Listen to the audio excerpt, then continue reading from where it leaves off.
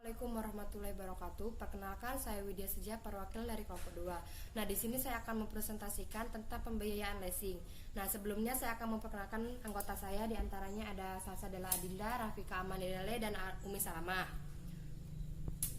Nah, pengertian leasing. Pengertian leasing.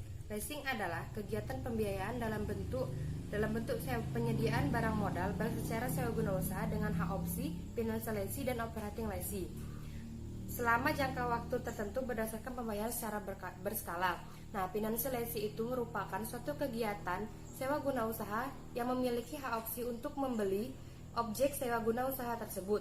Dan dalam leasing terdapat dua hak opsi, yaitu financial leasing dan operating leasing. Financial leasing merupakan suatu kegiatan sewa guna usaha yang memiliki hak opsi untuk membeli objek usaha tersebut. Nah, sedangkan operating leasing tidak memiliki hak untuk membeli objek usaha tersebut. Nah, di sini pihak-pihak yang terkait ada lessor, lessee, supplier, dan asuransi. Lessor merupakan perusahaan leasing yang membiayai perusahaan yang meminjam modal. Nah, lessee adalah nasabah yang mengajukan permohonan leasing kepada lessor untuk memperoleh barang tersebut. Yang ketiga ada supplier, yaitu pedagang yang menyediakan barang, tetapi dia juga dapat menjadi seorang lessor. Asuransi merupakan perusahaan yang bertanggung jawab suatu perjanjian dari lessor dan lessee. Persyaratan dalam pengajuan kredit, yang pertama itu ada kredit atas nama perusahaan, di mana persyaratannya diantaranya akte dari perusahaan, KTP direktur, dan NPWP. Nah, yang kedua ada kredit atas nama pribadi. Persyaratannya diantaranya fotokopi KK, dan lain-lain.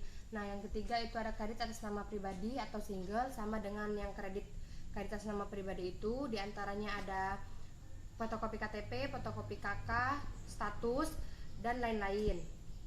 Nah, di sini ada prosedur pelaksanaan pemberian kredit. Yang pertama itu ada proses penerimaan order oleh counter sales. Nah, di sini maksudnya semisal ada konsumen yang ingin memiliki sepeda motor tetapi dengan cara pembayaran secara angsuran atau tidak tunai. Nah, di sini konsumen harus pergi ke sebuah dealer untuk mengajukan permintaannya, di mana dealer tersebut telah bekerja sama kepada perusahaan untuk memberikan kredit tersebut. Yang kedua, persyaratan dan proses pengumpulan data.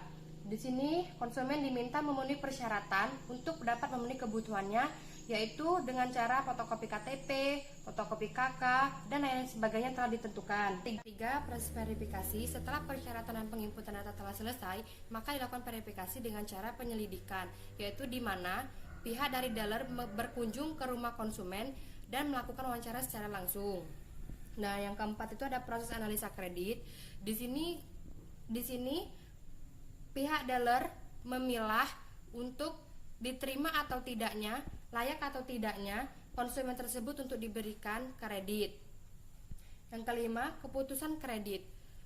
Ini adalah memberi keputusan kepada konsumen.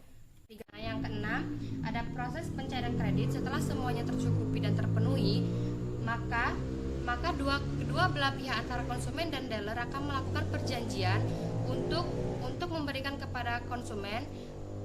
Proses pencairan kredit, setelah konsumen resmi mendapatkan sepeda motor, maka kedua belah pihak melakukan perjanjian di mana konsumen berkewajiban untuk membayar kredit sesuai dengan jatuh tempo yang telah ditetapkan.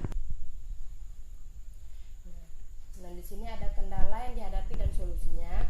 Yang A, setelah dilakukan survei dan dilaporkan kredit analisis, lalu dilakukan pengecekan di sistem internal, ternyata konsumen bermasalah. Nah, yang B, konsumen kurang memahami persyaratan permohonan pembiayaan. Pembiayaan konsumen baru yang diajukan aplikasi permohonan pembiayaan tidak melengkapi secara penuh berkas dan persyaratan permohonan, tetapi proses ingin cepat. Nah, di sini berikut adalah beberapa solusi dalam menanggulangi kendala pada perusahaan.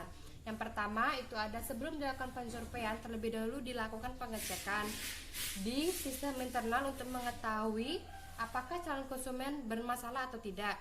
Nah, yang B, memberikan pemahaman dan menerangkan segala sesuatu.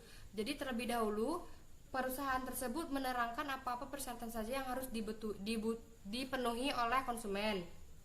Nah, yang C, konsumen diwajibkan memberikan surat keterangan dari RT RW atau petugas di lingkungan sekitar rumah.